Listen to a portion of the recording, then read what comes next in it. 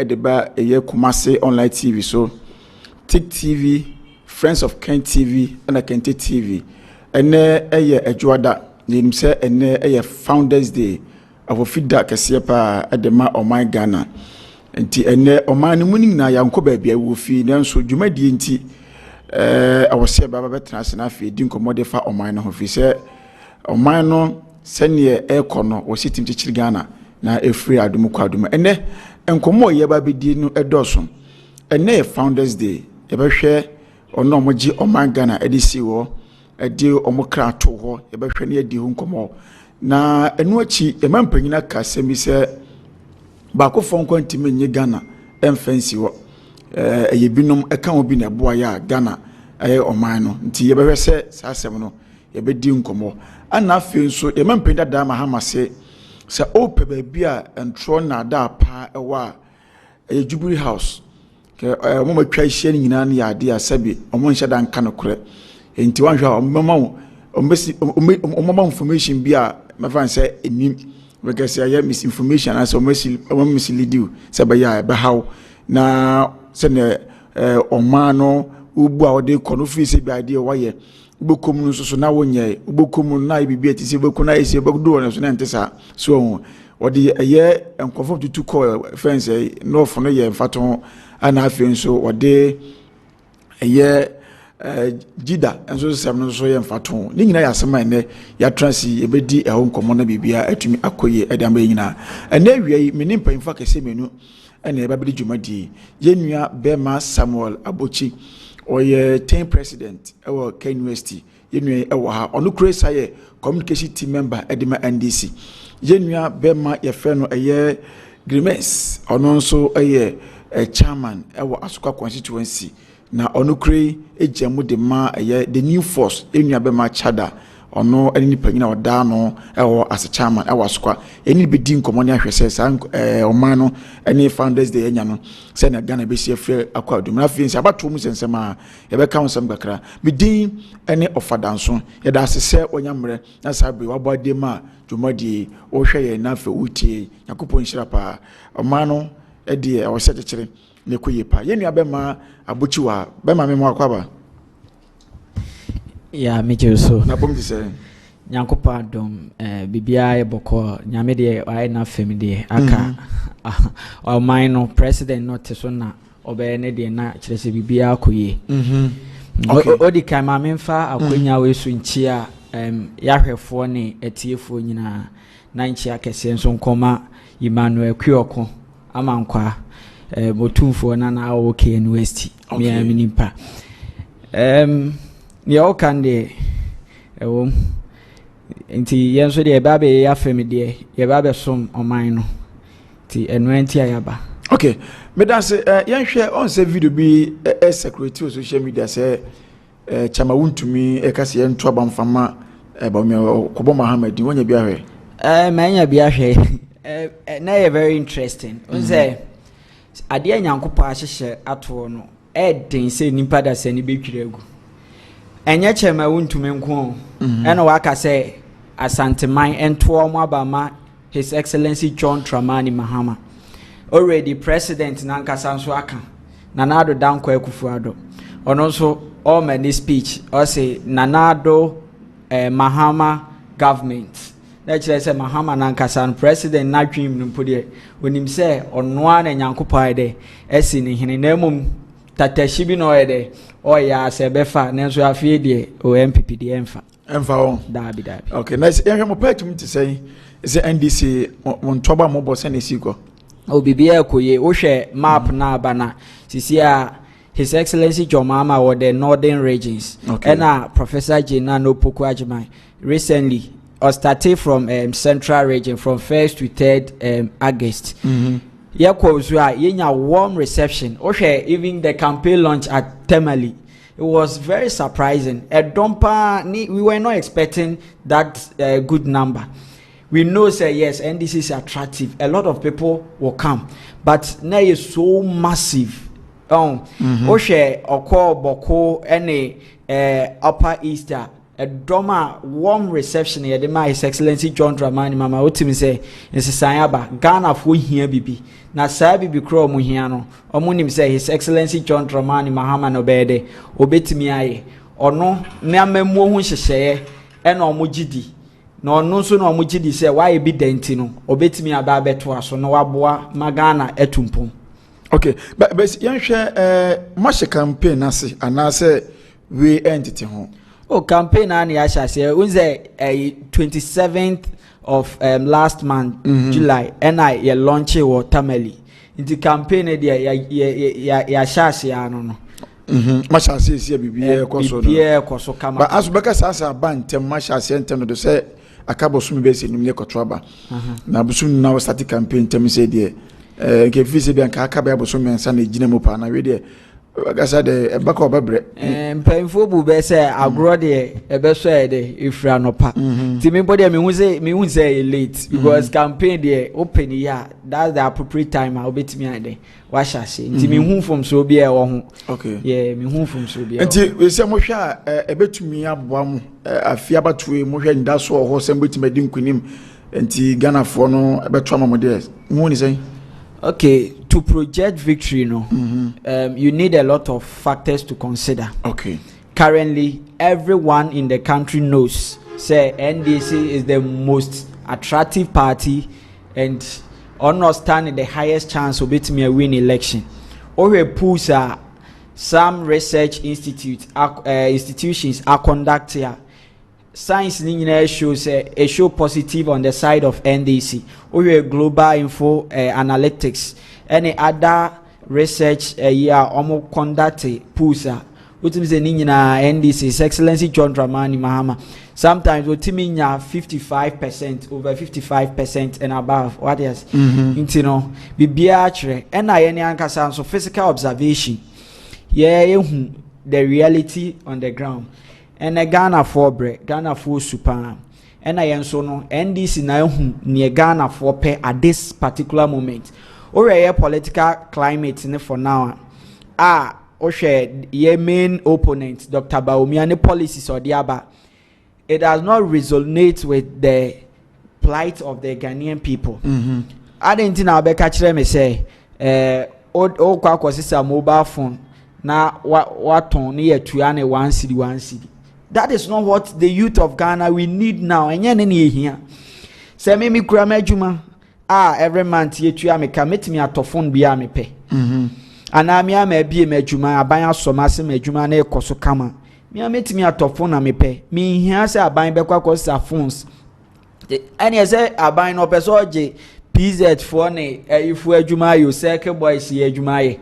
I didn't know about so say ebia wo wonye sika beti akotofo enti abano ye ma obi nyanka otua ne kakra say eno nya ade ye na me say because abrochire no na me say aban no egiska loan kotof efie phone do pe bia but ye ma amra beti otua we dey aban ne no so okofa phones no na obeje a watua kakra enti aban ne je PZ ne circle fo adwuma ye adwumani boy bi ne wona ban wasansan ba gi aye ena sanso na no kre wom ne se ene ade ye hia ne nye mobile phone na ade ye hia adwuma. Okay, ma bibi nkoye botom what is it honorable Kennedy Japan say ye economy nyina no na pocket o enya figures a nkrofo be deceive you on be ka say figures no ready indicators ni nyina show say no MPPF fail totally now if figures ne kra to nchen a reality and then yemabo o kakra yes manka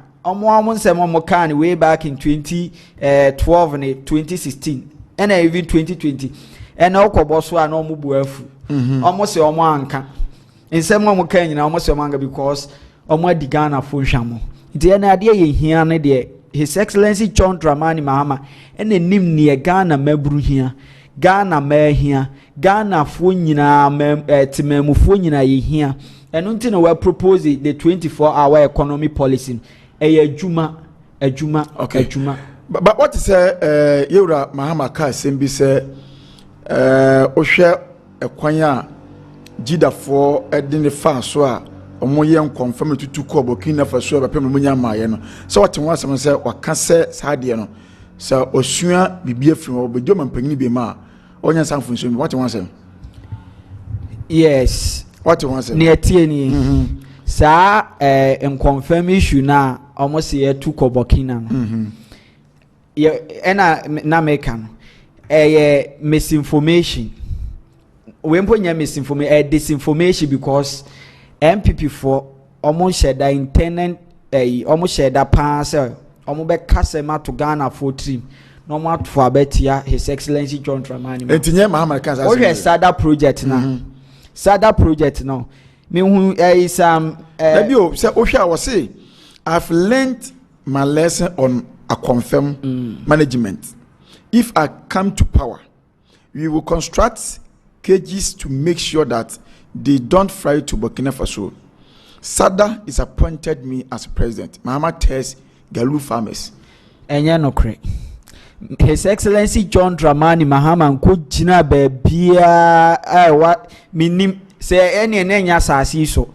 Say asasi so nko dia His Excellency John Dramani Mahama nko jina bebia nka asase mi da. Na sada project omonde asemeto ne so ebeye propaganda kese e Ghana no eni sa sada project ye no na enye se bia jomama wa bie factory kese ana a onye ye kanse confirm na enye sa na ekire na ekire se ye si hatchery e wo ye kanse northern sector northern part of Ghana say inkosua no ye boba na se emwa ne ma no ye kan se nkonfirm ma no omo ye so omo nyina na ye de ama nordness no because o hwe nkonfirm at the time na very scarce na demand ne was so na nkrofo we nkonfirm omo ton confirm omo de ye niam bebre obi mo de we bia ne ade intini ye kra biba no se da bi o hwe da bia ye kra niam ba eno na ema niam bo kosoro no e demand ni sika nti sa de a yensi hatchery na sa de a se ye bobo nkosua na nkonfirm ma no ya chama farmers no akuafo no mai de omo anye omo ntise omo nyina na aban na san akwa akotafiri omo ho se ne omo benya sika sa na ekire nti enye se bia yesi be bi se factory ana se bi se ye nkonfirm ho na ntisa nti ne ebe ni omo misman ye kan se omo ahumua ne so hwe no farmers na akuafo na ahumua ne so hwe mismanagement ana se meba akuafo na ahumua ne so hwe no ena journalist bi call okọ na okoye ni interview ena okobisa watchman bi say na emwa ne wen ena make as a Ghana on journalism no say you scrutinizing very well because journalist in get say unhu saade no journalist no ko nke so unhu saade ni nyina all about the project say the project ni sitie oti ase ansa no wakubisa sa question say emwa ne wen because emwa ne nyamwa ya keep you omo ba bi fa akro ya achicha ma akuafo ne say omo nya omo na enyina na aban na de atofiri omo eti journalist ne do no busa say emwa no wen ana oni na nhie and kan ni nkomo bi say me ba wo so ko information bi ho a as a journalist no untimi nko nkaka say ebia makowi ewe ana genuine we oba che nipa no wabusa me ba wabusa de ntia wo ba na so de ntia na mato no me nsentwe me fi social media house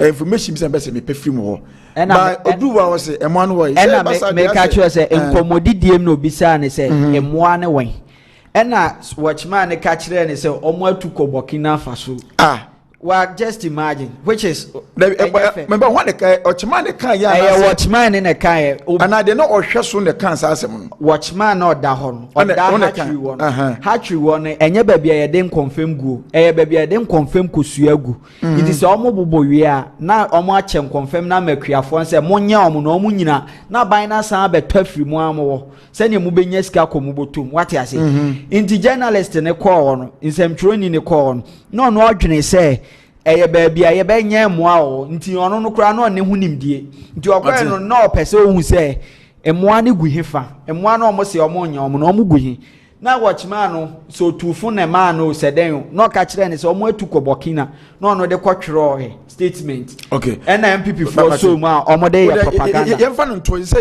ye beba founders de so ni ahwe hawa omo no Kwame Nkrumah ne nim se one na eye founder oje omani si wo enya independence ya ne yina yeti ya kasa bi before the yɛnhwɛ sisi Ghana ɛna afofida sɛn na woso hu nneɛma ɛkɔ wadaroma nneɛma mu te sɛn odikai memfa enchi akɛseɛ nkɔma founders a wɔwɔ Ghana ɛne diaspora moayɛ adeɛ na ɛnɛ wohwɛ Ghana ayɛ den Ghana afofida yi na nka government na declare sɛ yɛatete nneɛma boɔ so nneɛma bi sɛ na nka yɛhwɛ ɛnɛ cement bo akɔ fam ɛnɛ ntosi bo akɔ fam ɛnɛ nneɛma bo akɔ fam na nka yakoma atɔ yɛ nanso ɛnɛ yɛ ka sɛ nneɛma bo gyina baabi agyina nneɛma ma ayɛ den yɛnya adwuma nyɛ ɛnɛ youth unemployment ɛduru 15% nneɛma ma ayɛ den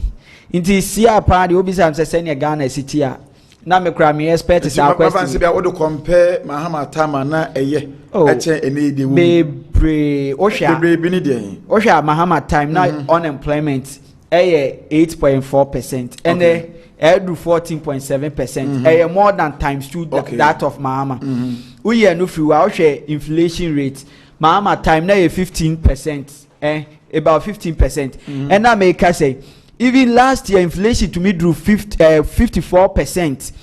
Almost a drop in a drop across still it does not affect the price of goods and services. The nobody there just smokes in the mirror. We are no fewer. Dr. Baumiani legacy ba kwanke so janka Ghana for the back kind say or position. A promise here say why Juma or Bank of Ghana da. And as when your fundamentals are weak, the exchange rate will what expose you. You think go buy any him say oh be economics there or create any PAD there and go bet me ama dollar na ba 1 cedi because na do kra jina simple so ka say mrata mels te so na dollar na do 2 cedis no. O ka say semene omampanyin at the time nka mesre Ghana for say ma mo me humodren na mesre mo mfa nche me na ma step it down. Nam 15 cedis and so still almost so. Okay. And only a hypocrisy. And yama be breach, let's say, oh, yeah, a Mahama time, none your memory, ye. Ombre crowd, oh, yeah, quick to be natural. When you scan idea, what the pim cook grass, the winya. But Medas, Meba, Abuchina, Yamayunia Bema, Grimes Aquabana, a betrasso. Bema Bacho Maquaba. Yeah, and yeah. Nabom to say, Pacho, Yamia Dumboko. Sebia Shea, Bibia. And Showdown boko, but life we are managing it. Yeah. Okay. And then man Showdown boko. More diama wana. Oh, Enyamenko. When I'm speaking about this hardship, I'm speaking for the rest of Ghanaians. That Enyamanko said the engineer expected. You know, a be brepa. Timenkwa main timinka say ye Abraham who say Ubia so asetremo enkoye. And today we who are just on money more day. You. Where the makers and Kaukran and Kabe for every sector, Nanka, Matre said, and Nema and any pair struggle or my recimo. But let's go with the basics. Now, the cost of having electricity for a month is very expensive. Okay. The cost of having water in a month is very expensive. The same with food. Any basic things and can many per live normal as a citizen of Ghana, but Nina Boyding, Intama citizens no ebrepa. Okay. Tis meet me a cancer. Okay. Yansha, and Founders Day, but in my issue, so said we see observing them. Well, at first we thought Senka, the latter it gets, the better, but and I'm not sure say every Ghanaian is so proud to celebrate this day because a Necre Founders Day, people are going about their businesses because one juma likely say okay. Ka Founders Day in Sudan, I expect Kadano should be a full holiday. We all enjoy and celebrate the independence at the cost of the blood of our forefathers. But me say people are that excited. Okay. They are not happy. Anyway. Musa, is it compared to say na a child say the name of the new force. Muguso. Well, I say mobile resign. Because I say Mukamon's uncle. I say more the Promano wouldn't be film keke. Not really. Not really. At least we've been in the system close to a year. Okay. And we are still on our feet. We are always doubling up numbers. We are expanding. There is no way we are going to back down. Whilst we all believe, and the youth as well, that we are coming to take back our country and make it prosperous. Okay. Yes. Timothy say this we know mubeti and I say say this particular election there and that is a be year mama but it be next 4 years we prepare them come on. Well, this coming election is 100% win for the new force. Yes, 100% win. What's about Ghana back say no betting could apart from MPP and DC. The way why are they quieted? Chirabosomo by as a CPP PNC ne PPP ne one woman and whatever no umuna back. But what say with my winning on first attempt there? I know what they. Well, I appreciate and acknowledge the rest of the parties now mobile into the front line, but almost me and make it up. Yes, it is part of the process of change. Okay, they did their best for the people of Ghana to know. Say it's high time we drag down these two ruling parties.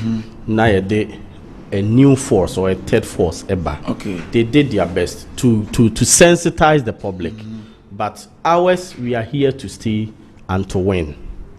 But my say, Kobati say, CC ABA, your alliance movement for change, the new force, and your war, Kufia LPG, your CPP, PNC, PPP, and him say, or contested this year election.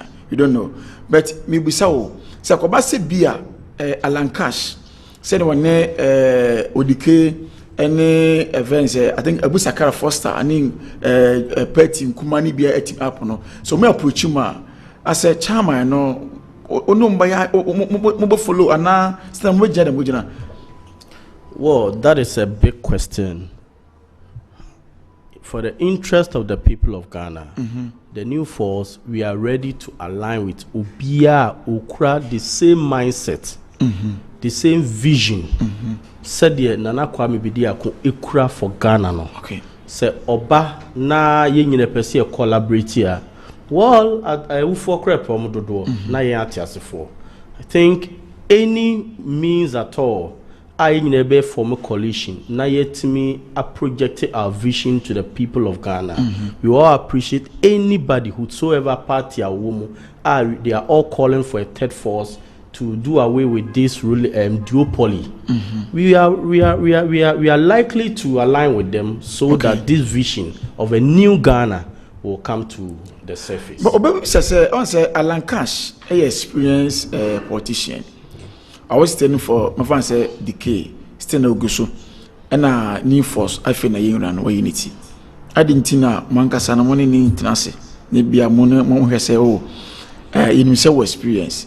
Kenya ba kudenya the third party a ebetimi ne MPP and DC compete se kobase o minu kura no aye failure na nka jamu ma ba yi bibisa no wonso ho da e bia fa. Yeah, this is how I'll answer. I think say what Ghana needs is a leader. We have hundreds of politicians in our country. And elites, but the country is running down each day. Okay. What do we need? We need a leader, the likes of Kwame Nkrumah, to make this country work again. Okay. So it doesn't necessarily matter being an experienced politician. Yes, there can be a politician who is aligned to his own interest. There can also be a politician who thinks about the country. Okay. There can be a leader who is aligned with his own interest. There can be a leader who thinks about the country. Okay. What we need are people who wants us to build Ghana anew, make this country look better, so that the people in the country will enjoy what should be for them, and not to a small or minority group or party affiliated members be. Okay, Madam say Baba na ya so you dey Showdown. More share live edify Kumasi online TV so Tick TV and have friends of Kent TV and a Kent TV. Na enne dwuma dey no hye. But one thing is say enne founders day enti nyina e ofia yankoba bia ba dwuma dey ni dey or share because na twelve for ni holiday. Ti say o ma no yankopa ba na dwa dan temu aba de afi na kwakwaje ahome bonya ma ye die eguso ye somo man no na ebe hye nkomo baase na fe yedi nkomo ene founders day mekọ menua be ma bochi wona busa ne se na daruma founders day na founders day se na osi hu ne mafa eno ema mpanyini ekasa de che Ghana fo nyina sima edu yeni nkomo founders day we asese Ghana from Kwame Nkrumah ba ya wie kwa wie ba pesa bria still na jema bi jina na se kakra ba. Okay, meda sepa. Odikan meka say I am very disappointed in this president. Okay. For this speech making. MPP is doing their best to write off Dr. Kwame Nkrumah, which is very bad. Political party organ enye MPP po. Na enye CPP enye NDC parties ni bebre. Ade na one party ba power ononko ade opese all the history of Ghana no ebeye on enabusuafo. Now as a president, this statement I no make it. I was very sad. Oshe Ghana bakwasema from the time I independence up to data. May I say yeah, there has been significant improvement, but because of bad leadership in Tino, and our economy is tanked. We economy if you are near maybe breakage and the yasa koyechi. Every say before crown and now do eba be the president na niema ye na mu ye dendie na so na ye far better than any even before Kofo ba be dia de before Tames be dia de banana do time dia niema say crown na ni focus nyina ne say o person no da achi bi ne ye kai no wo Ghana bakwasemu so ye on na busuafo so my den say omo no mo found Ghana o hwa or making statement say Kwame Nkrumah is not the only founder of Ghana. And yes, I no can. Or say reject notions. Or say yen reject to say Kwame Nkrumah.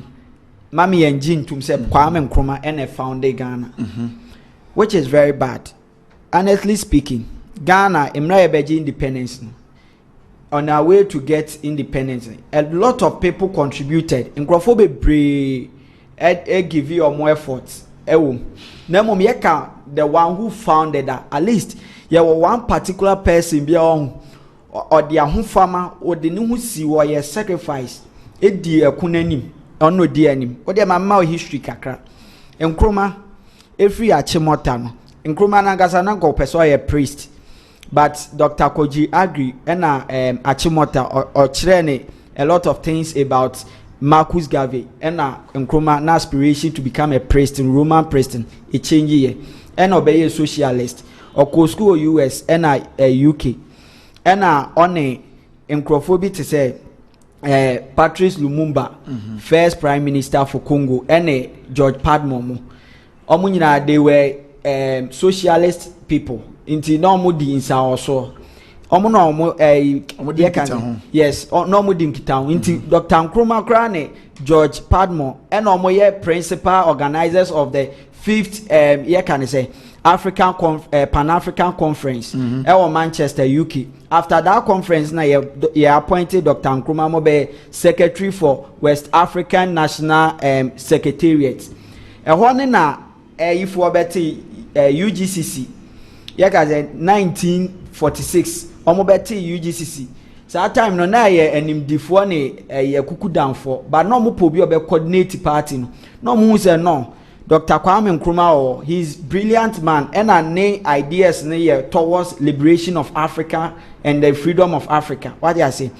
And akwaje recommend say sadia yemfa Dr. Nkrumah mra oba no be secretary of the UGCC oba na party ne J intri or status or solicit for funding or building youth wing any or yen yema bebre ne drew baby no and who said Dr. Nkrumah ye niema bi na niema no ye no de boaga no ba omo adwenim no omo ni say or the party ni din na ye nanso onye party ni na ama ne kwan osi agri memorial ye kan Ghana National and osai BAFM radio studio ni ade no omo say no or no ba ba nya enonyama seno no omo de ne ko share treasure no mo person mo kanisha o mo person ofu ataban ena Dr. Nkrumah fa no adwen say sa de obete ne party no kote convention people's party CPP before that no we can fight say sa de a governor no a UK governor no onye de Oma Africans nya majority or legislative council one can cry the nakotu.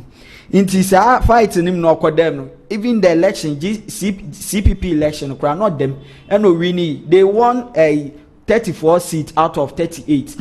Party are no indeed 3 years in Inti after say or winning and no status of independence. Inti independence no by no. Even during the process of independence, JB Dankwa any say UG64 no. Omo throw letter koma the Queen no Queen Elizabeth say Ghana yen so mra ye be there ye be je independence. Inti mama omo ma independence. Emma ebi mu kura throw ye can say story say why are you leaving us so soon? When you actually say they were even fighting against the independence because Oshe UGCC4 motor na ye in self-governance within a shortest possible time. Nkrumah by no any self-governance now. Into the process of independence that Dr. Nkrumah play major role. Into yeka say obi of founding Ghana. Ni yeka say Dr. Nkrumah Ghana for yenye boniu. But nanado opeso chinchim story no na opepa Dr. Nkrumah ni free abakwasem osha. Or starting free mro no o change university sidin. Nanka ban bia oba wanye kra na go asi suapon ba akon asi wa ye de be kai o Rollins UDS your mama ko si ho University of Health and Allied Sciences universities Kwame Nkrumah University of Science and Technology and schools bebre na do ba wanye se ono de schools ankrofo asi wo no ye na adwene se o change dini no ndu hwa Winneba campus Kumasi omo ne apia menkem then the Amstead Enanka Legon, University of Ghana, the premier University of Ghana. Ngoko change drine from University of Ghana to JB Dankwa anything. JB Dankwa de pan or ye or Ghana politics mi gijigiji entino. Opesa or ne cover Dr. Kwame Nkrumah. Obi o tu ni husi wo. Eji independence ma Ghana. Meba wonya sure say bia na there is history where bia menu mienu ye nima omo na mpemfo munima ombese mo twi adwen esizo. Mpemfo omo Ghana ne nye Nanado Dankwa. Nanado watra ni 80 ye obi nso ya watra 90 oda so tiase. Inti Nanado aka ne side of the story. We have people they were even close to Dr. Kwame Nkrumah, they are still living. Even Kwesi Pra Jr. o ncheda Drew Nanado nimfi over 70 years. But he experienced those things and he has in-depth knowledge about it. There are a lot of people, His Excellency John Dramani Mama, even Professor Mike Okwe, former Speaker of Parliament, and Nkrofo, they have narrated the story and we know the truth. Inti adenti na Nanado Nkwade or no pese or the nebusuafo na ehye Ghana bakwasem and oka say one founded the Fourth Republic of Ghana. Yen nyina yenim say Jerry John Rawlings. Oka chem say why na eji independence ma Ghana yenim say osagefo Dr. Kwame Nkrumah. Enye JB Danko. Nanado no pese o chinchim niema na NDC senior His Excellency John Dramani Mahama ka say yeba. Niema Nanado aye nyina ye betwem. Osha sa Founders Day nkesi ye di 1st July. Nanado onam so moti UGCC 4th August in intino. And 4th August ye the Founders Day or change history, but His Excellency John Dramani Mahama wa promise ye say no matter what oba send a history in the city no ye be ma na ye say ne Nanado de ahyem ye be ye free ne ye nananom twroto wo no eno ne ye mfa eno ana ye pe na mafa se bia sa aban bi ba anaso bi bedi o ma na so a obotu ne pe IBB a sebi o man timi kwhye no ane kwhye na o gas onti a entimi ntwa na mo bi betima stop no Ghana mamra ne dawo ne ma bebre ne wo na where is the enforcement? Emrani betimi achiro say manyewe but as a leader no ya how are they going to enforce the penalties or impeachment? There was a time Nanado nkomu ba be impeach no awodebe on Imra or yes or they or introduce COVID-11 on one kasani MPs Krampo they were against him. What they were against him. In the decision be no support it. Constitution da okese e na ye wo ade bi wo ye friend executive power. President debate me using the executive power implement policy without going through parliamentary approval and ade. Inti ni nyina ho no. Okay. Inti Nanado na de nepe wa be constitutional day wa ma holidays no wa change niema bebre and holidays say commemorative holiday. Ye the holiday by your jumem. Ye the holiday in Crawford exams. Ye the holiday in Hushe. Ye hu ya ho chire or the omodi abre or my Ghana. Okay, and internet 2 CD na kwa nkuma fanyi da so no nko. And 2 CD bi. So mu na na say e na and say 2 CD ni ho bi. 2 CD bi. Ebi ni ho bi. Na na do say obeyi Dr. Kwa. O hwe asema Dr. Baumia na bedi akire ye friend say ne running mate Napo. Dr. Matthew Opoku Prempe or Kayo on his day of inauguration na ya hwe ho se. O say Ghana history nyina se Nanado Dankwa eko retirement Nanado Dankwa ekufuado ko retirement obetim de necessity ne bo se Nanado Dankwa ekufuado e na serve Ghana na ne performance no aban bia no wa edru no momfa monkroma mpono monkroma no mpono momfa no Dr. Kwame Nkrumah ma ne time ye nya so boda ma wunya light ye kasa mumfon so nje ne se mfa kasa enye kasa mumfon so o hwe Dr. Matthew Poku Prempo ye bia ase ahomaso woni mu kakra sana wu hunu fi se utimi even se wo mpenipa na se menye sa na ye ka monkroma ne mpo no monfa no what the Nkrumah ne mpo akanka se mu ka se umpa na je se odi nipa na to form nipa ni nye obia onsem fata what ya say na Ghana ye wonko asumu nipa obeyi ye efri nko asumu ne na ye friend say onumpo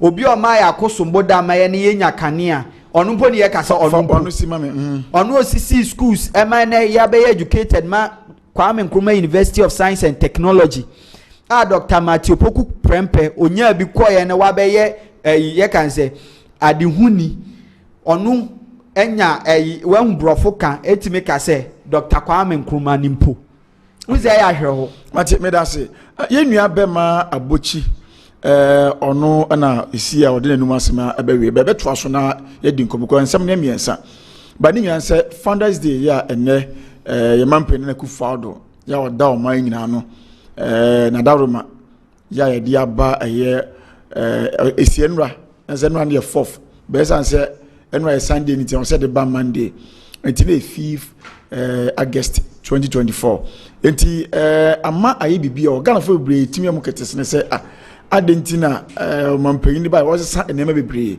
abra na sabi enim yesusu nyina na enim no kwame kwa na obi ebondi de mantim pade na yasesa no de ni pade sana de ntema ne basa ne nyina ya de a menu mienu ina wo sehwe na edi ehunkomo ma menko menu abema eye agreements wona afi musa obanwe de akoye events askwa chama de ma the new force no ene Founders Day se na hu ne masimadu ene de yedi dini ne mantle change ye ne se na osi hu no wadaroma yo Founders Day said the medical akano anka ene ye da bia anka Ghana mamu ni panyina me ma 10 minutes why yo kai betna se ye mayani agye ho fi se nene da ye kan se ye wo ye man Ghana ana se ye yi oni petite bi ba ye oba beje oman no e free colonialism ensem na me kametu efutu kakra nka me de be ma ye mampanyi ye nyina edo ne yebu no nemum efutu anka de be ma ne se he should better try to make history. Don't try to rewrite history. You see, nobody is buying who is or Ghana bakwase for it can say o make or no ho or den ho beka history ho or ye ne mapa Ghana for beka no to say the ne ye kai Dr. Kwame Nkrumah no name man nye na adwen say or sesa history. Okay. Because say wo memo no esi awiu esi anesa the aka nyina omoka say Nkrumah lives on and Kwame Nkrumah never dies.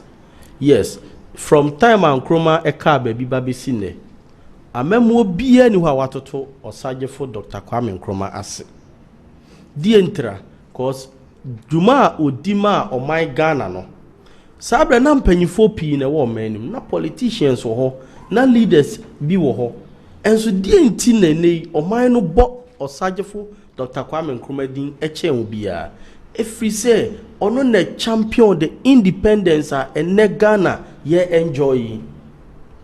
He did it single-handedly. Let us underline that.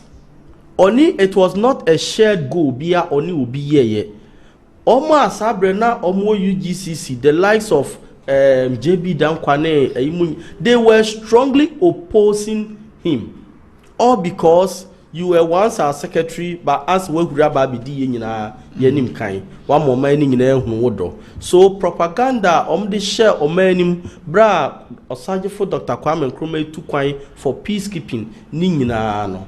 Enei empenyifo a omo da so tiasia omo tena se Kwame Nkrumah breso a omo support o se yentu ni nyina no enei pina ko manum asem se sabre no ya omo the right information na ye propaganda and incite oman no ema omo sority a osagefo Dr. Kwame Nkrumah enti yansha ne nso sa time Nkrumah ti free UGCC TCPP nyina they were strong opposition.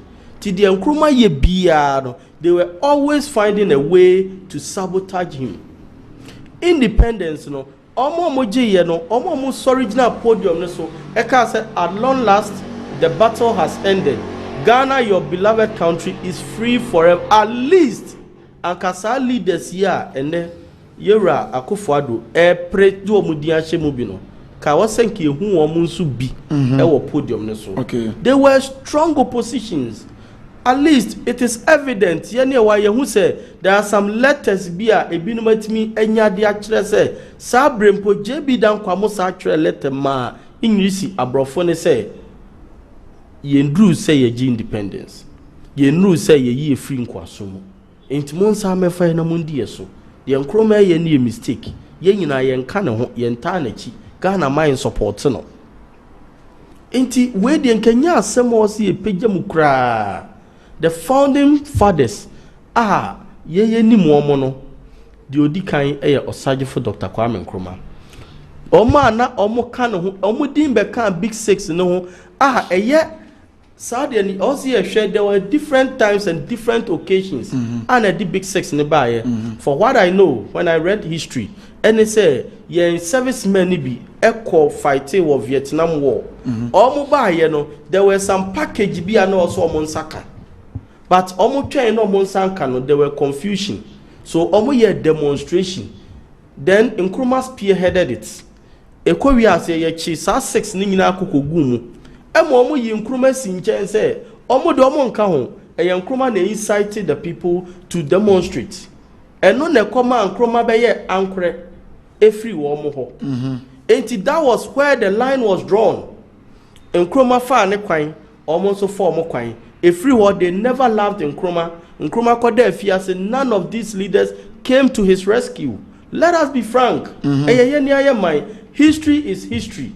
There is no way you can turn this around. And unti sawanya kwenya since 2016. Ababet na omezu se Ghana mampenyi. Die nenka wasa woye. History now papa ntimi am build bi no. Ke wasa nka o build bi. Umma Ghana udinja eka omaimu. A free brabet na so. Eba besi se ube free so. This country has done nothing but gotten worse. Nieme piachia, nieme pia say. That is your history. And no my Ghana bekayo afa ho. Ne momnu do bi ayire no ho na waya to hodie. Emfa ma say o baba bekpo ebebor egu. Ye musa ye ho say se president ana opri nipa pi na di na chi ni tu ana monta na chi support ne boa no e ma oba be ye Ghana mampanyi pa chete sa by ye ka president of Ghana why ne bonidin na ku founder ono kwa ne bonidin the same relates to the founder intimate me aka say ye ka founders day na sa oma ya perceive said they were part of the founders, that is the big six. Please, they were not part, but on that one demonstration bar graphic said the big six and incited people to demonstrate, you know. And the ya perceive say that big six in the independence one patcho there were the lives who fought to take Nkrumah out of prison. There were the lives who fought to give Nkrumah the voice. There were some newspapers controlled by some youths. They gave Kwame Nkrumah that opportunity to communicate to the people of Ghana. Enti wenum nyina wo honum, these people are contributory people a omoboa ma Dr. Kwame Nkrumah timi je Ghana fa hudi ma no. Okay. Enti nka ye ka nka wo mo na o se e bo modin. Nemum enye the opposition. The only role that they play, me acknowledge, and they say, omu invite Nkrumah say, bra, nebeye the secretary of the UGCC. But it is not the UGCC and the J independence at the man or my Ghana. Senka eye sadia kebet me recognize sa leaders na omoka homani yes sex no edo maka ho. But yes, all our currencies, their names and their faces are on it. Omaimu nipa bia enka ho hwe, because your family say yes, in a way or the other they served the nation. But to come and fight for them, say they deserve to be recognized as founders of Ghana and no die. Omaimbe biara oye discerning bia en jisa asemusi entru. But we share sisi ya na se ekobasi Ghana trasa se oyo mampanyin nti yenya no nye no pa. Ase omani history na se yedane no ana me pacho COVID ba Ghana. Nipa pi tena fia sika no masevu nyina omudigu omudie.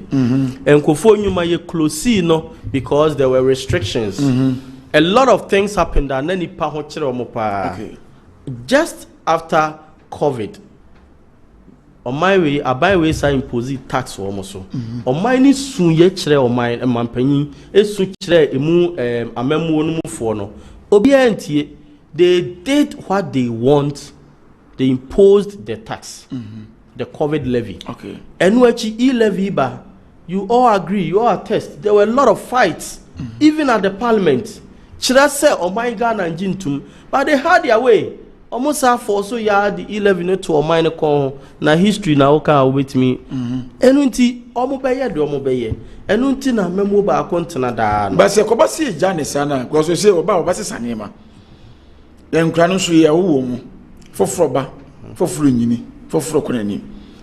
Ana ya de a o history de ene wa bakwasem wo ma no so usua. Ye sua na school nya dade. School mpa ye there be a new curriculum there.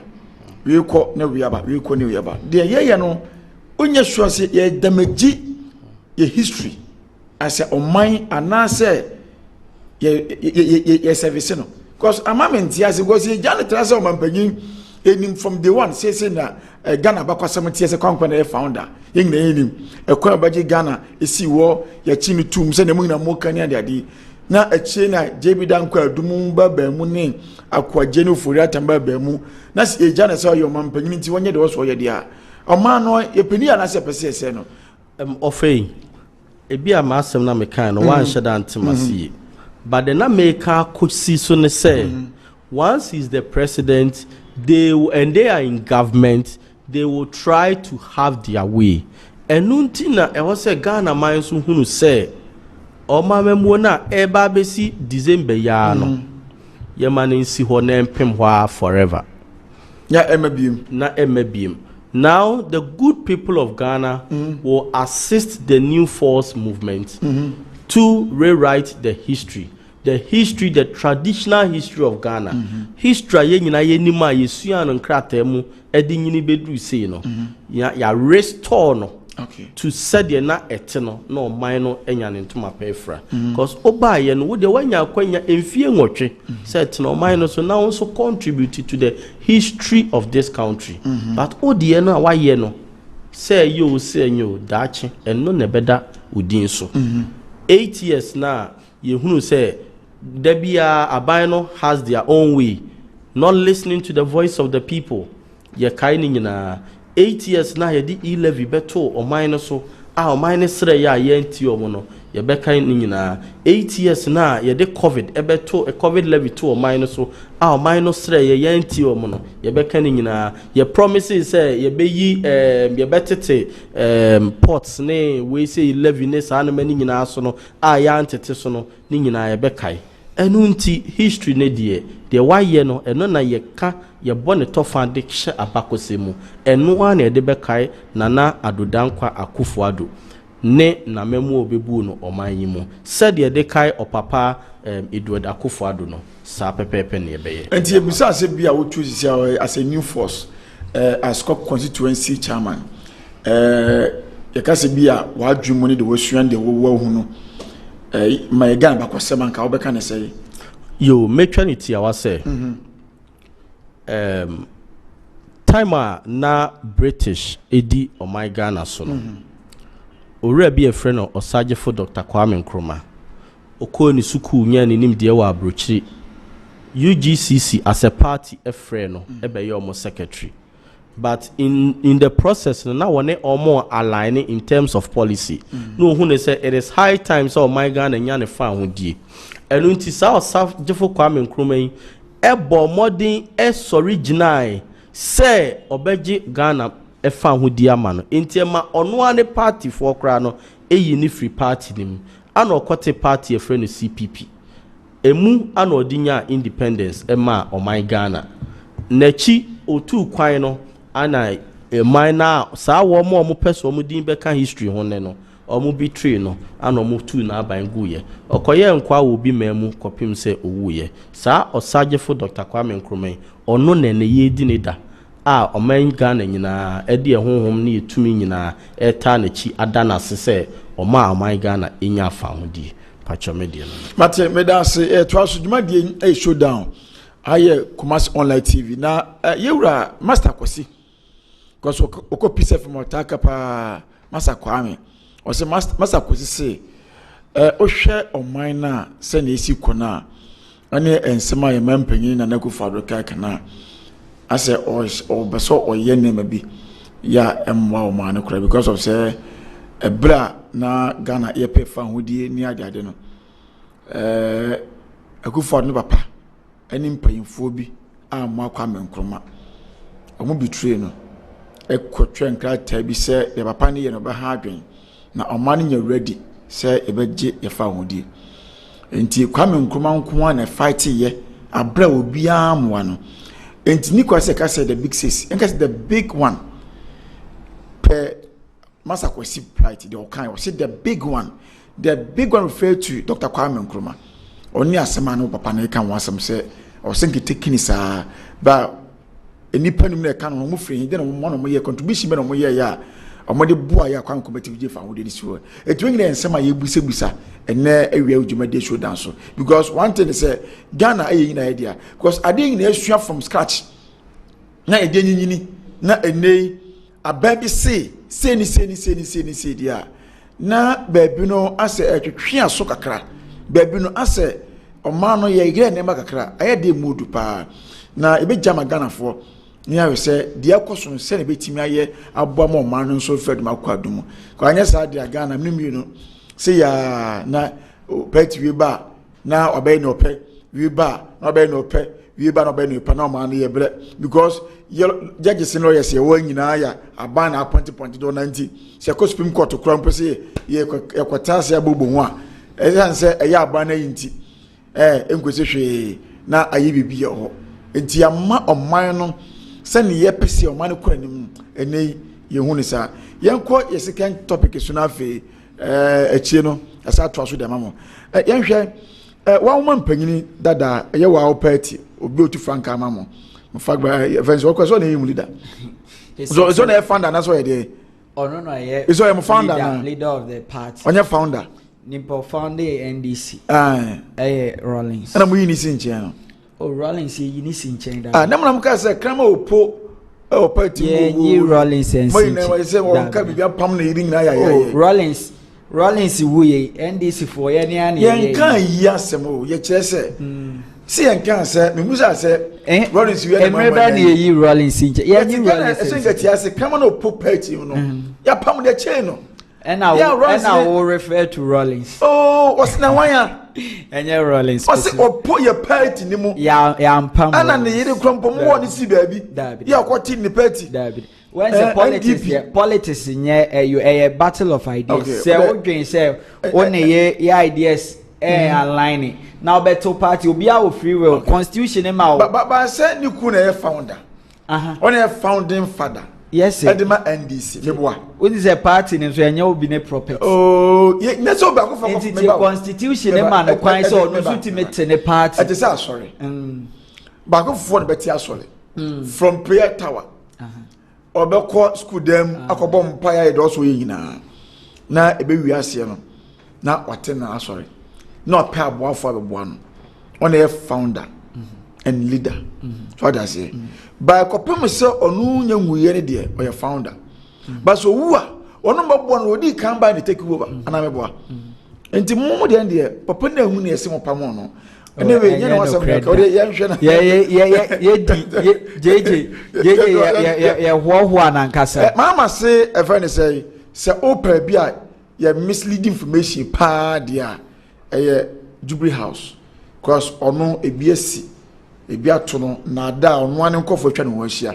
etutu na kufu adofo say the oil no oho ono maso misleading no ya enye pankasa intention say oil no oil no sima edu enum asem yeso nti yehwe ne nka wasem na etie ne asema His Excellency John Dramani Mahama kan na or refer to propaganda bia MPP for person omoye na Ghana fo hu se Joma ama nkasa ya na bibisa entesa okọ boko na okọ na bokofo omope new region enti ehene ne ye de appeal to His Excellency John Dramani Mahama say then obetimi ayafa and His Excellency John Dramani Mahama chire mi say open new region na when the omope se omoka 6 constituency bom no mo ye ne one region no say ye wo eniema bebra ye consider ebi ye can say population,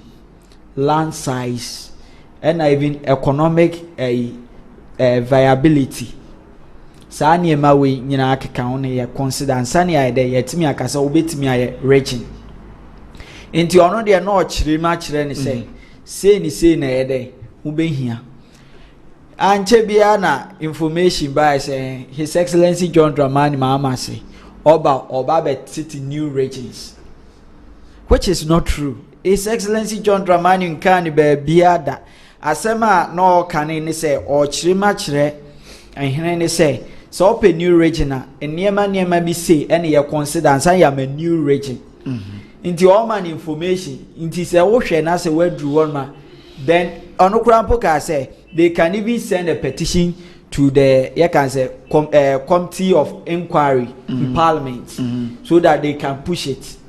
It is Excellency John Dramani Mahama wan kase obebe be new regions te say ne nanado be new regions aniema akade anka se omunya mo di mu te say regions omonne and obi na m1 na osi obi say ne 10 region but number bi o ha esoso enti western day ni man ko 16 m1 okay near tie ubi a new region now we improve development fact okay but oh so ubi a region now ebema obe attract political influence and a development aba region because ebe say ubi a region now benya regional minister ubenya a lot of political positions a day development but near tie na na do buy ubi a regions no or take 6 regions count maybe 16 or sa promise ye agenda 111 okay okay there or see every district be obede obesi a hospital ekosi say or sa promise yes obesi regional hospitals when see inti emani ndim o hwe regions are na order that ne region bia or regional hospital I many dim say we are region aside that there were other infrastructures are many dim say we are region and nanchen ne hia pa ne say ye ka disinformation and ne say be a political opponent be an a political party an organization obeshe da say or den tro ananada e de to ni opponent so e man crofo a de ehun say we nye and na misinformation ne de enu bo de enche da anya critical say because e bit me abase asem ne de sa na tie na e bia nipa na nchiremu ye ana say mistakenly one communicate yet one miscommunicate and any misinformation and it's true Jubilee House one sad anything if you say maybe you'll be say name you can say a flyer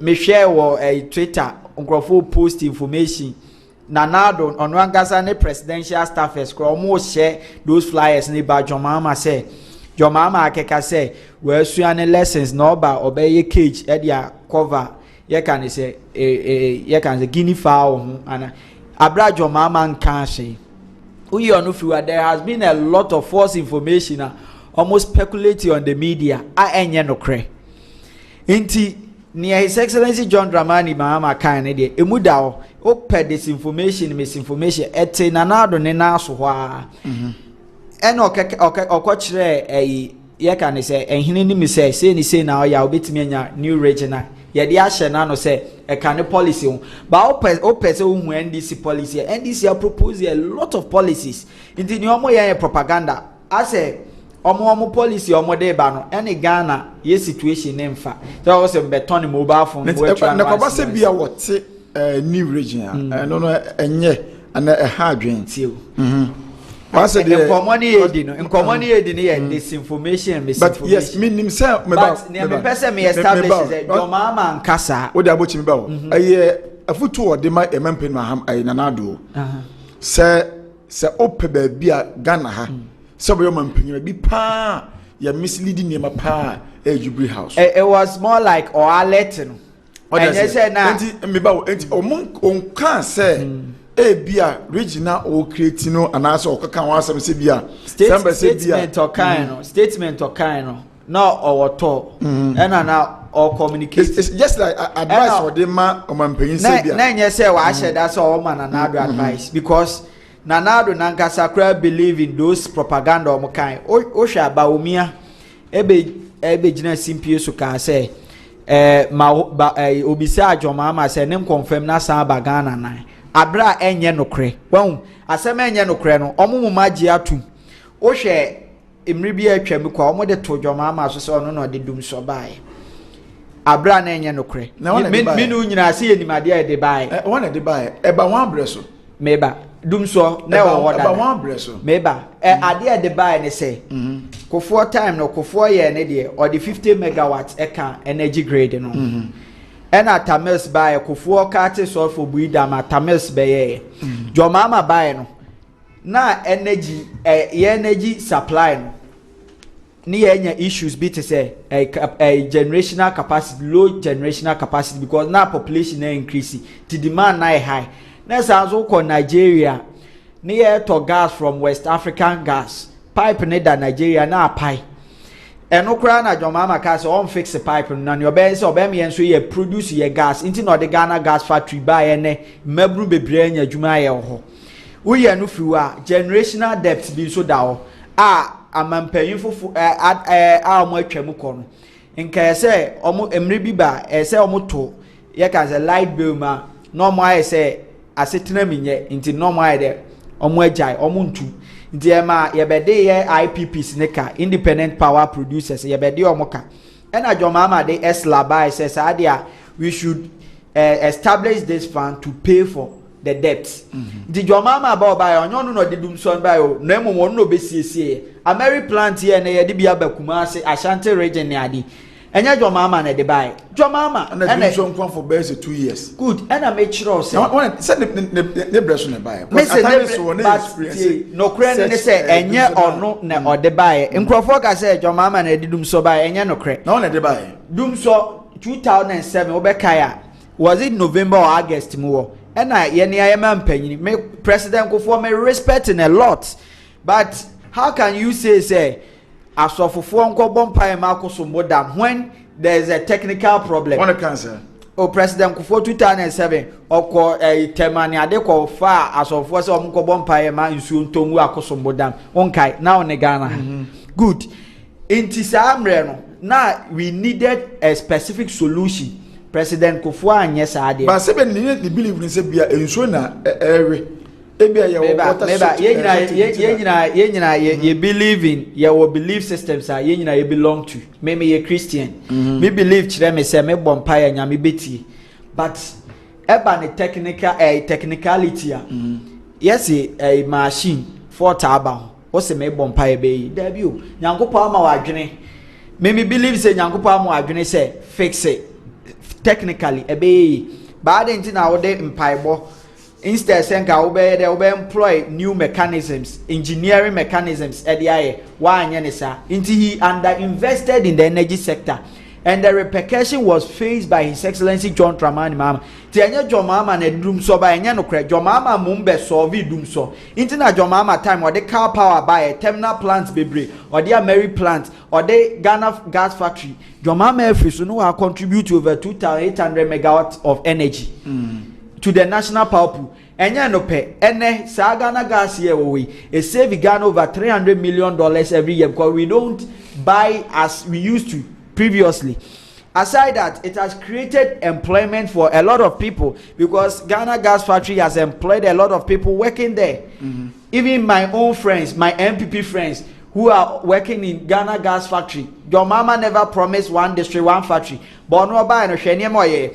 Obeye a rehabilitation of Kumasi shoe factory, Commander Sugar Factory in Kaye Nana do buy piano keke. Well, or the Ghana Gas Factory. You can say why year programs at your mama de buyer or they employ a lot of people. Inti so bika said your mama no de dum so buyer enye no kre or no betu or buy no dum so ne yadea edi disua fitete edi aba ono ne time no ebeye so severe na wan ka se yenhwe ato enchem kese esiye say pipe the gas e bagana no apai ebi nsi do your mama time penesi ye nanga ya ban bia ngo beka say apai de ne yenko fix ye ne ya akọ Nigeria akọ fix it o se menye sa adenti ne ye ne anka se ye produce wo ye kuro ena mpa nso jo mama ne ye produce gas Ghana Gas Factory e wo ho inti ne o ka se jo mama de dum so ba ne de wa moa Ghana fo because ye nyina me ne umienu ye nim say even 2007 so one of the buy send the breast on buy ye ka say obi di bibi ba ye ka say ye ya ka kasem no o ka say bibi di ba difference obi beto is it one of the dum siesie buy dum siesie on dey say napo na ono awa kwen ne word o say dum siesie ba ye dum siesie enya no kre na dey once enti na jomama ka say disinformation misinformation ye ka say Flagstaff House. Energy minister, a whole energy minister, get the nuclear Ghana for. When's the your mama no the nuclear? On one said to me a press conference, no, I catch Ghana for say na a state of the energy sector na akusi. By energy minister be or by Napu. On a time crampo na crude oil a free port and on a nanche.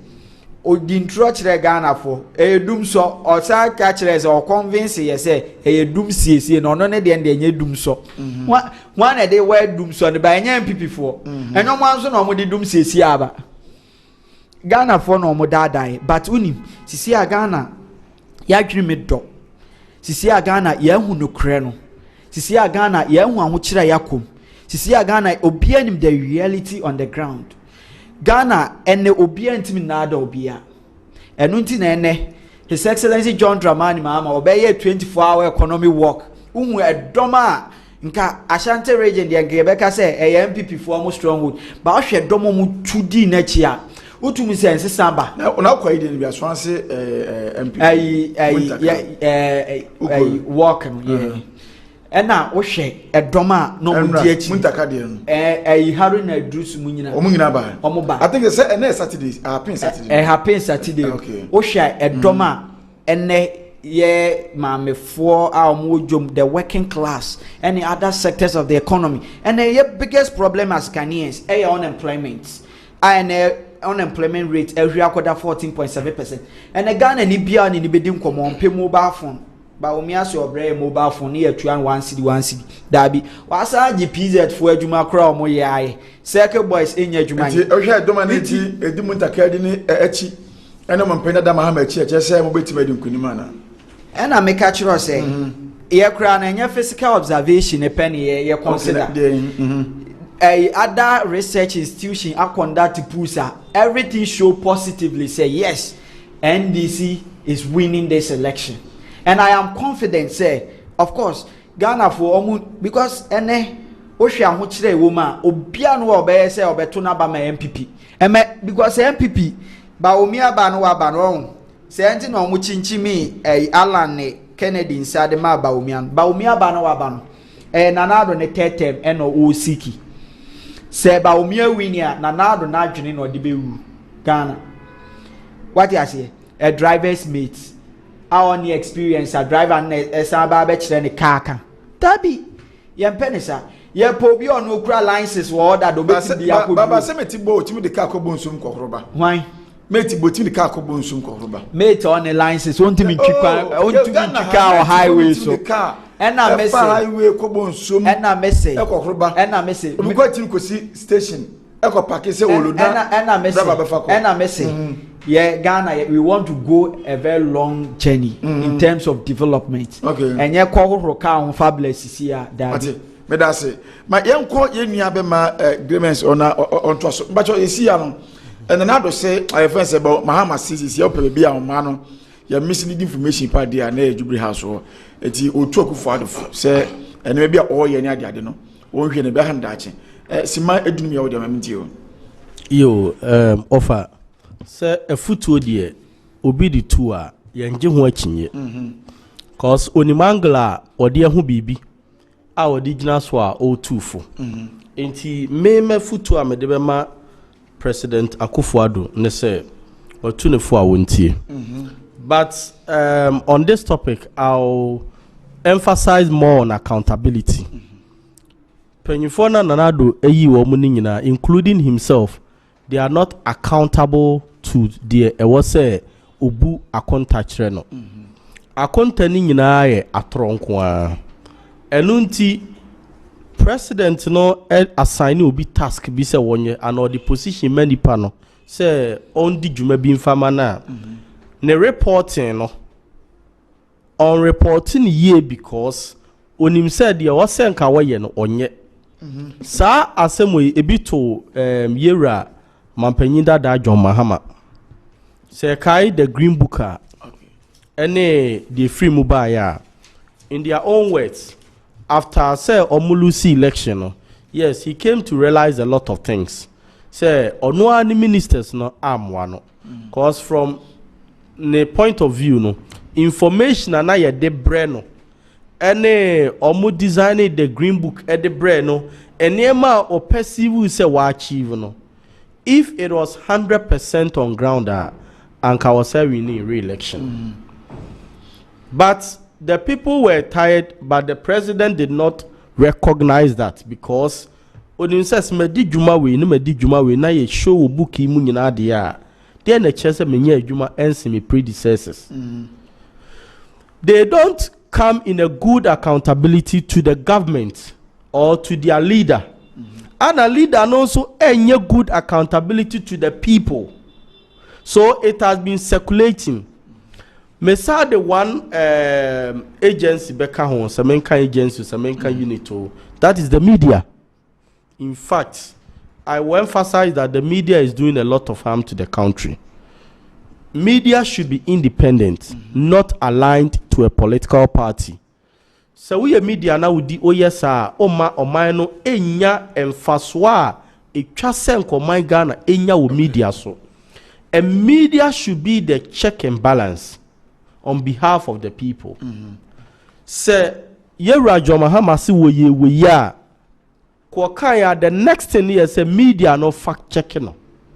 Say Yera Mampanyin Nana Akufo-Addo say we ya the next thing is a media fact checking no.